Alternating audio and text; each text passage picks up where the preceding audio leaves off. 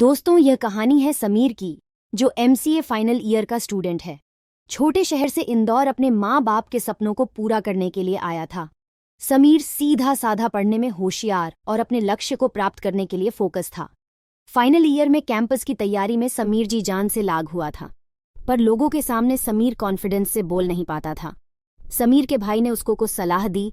वो अपना डर मिटाकर कॉन्फिडेंस बिल्ड करना चाहता है तो कॉलेज की एक्टिविटी जैसे स्पोर्ट्स, डांस या नुक्कड़ नाटक में भाग ले। 25 साल पूरे होने की खुशी में कुछ ही दिनों में एक बड़ा प्रोग्राम कॉलेज में रखा गया, जो 3 दिवसीय होने वाला था, जिसमें बहुत सारी एक्टिविटी होनी थी। एक्टिविटी में भाग लेने के लिए बहुत पहले से कॉलेज में नोटिस लगा हुआ था। अपने अपने इंटरेस्ट से सबने कॉलेज की एक्टिविटी में भाग ले लिया। Solo dance, couple dance, theatre और भी बहुत कुछ होना था। समीर को कुछ समझ नहीं आ रहा था वह किस एक्टिविटी में भाग ले। ना वह सपोर्ट में अच्छा था, न डांस में अच्छा था, पर कुछ तो करना था। Sameer function owner ginger Patel sir से बोला, जहां भी जगह मिले मुझे रख लीजिए। सर ने बोला, सिर्फ एक ड्रामा में रोल है, पर बहुत छोटा। समीर ने बिना सोचे समझे हाँ कर दी। सभी कलाकारों के अपने अपने किरदार पहले से ही तय है। समीर का ही पहला दिन था। रिहर्सल का टाइम हो गया था और लगभग सभी लोग पहुंच गए थे, हीरो हीरोइन के अलावा। 30 मिनट गुजर गए थे। पूरे ऑडिटोरियम में एक ही बात गूंज रही थी, जानवी और अमित कहाँ है? जानवी और अमित कहाँ है? जानवी इस ड्रामे की लीड रोल कर रही थी और अमित लीड हीरो था।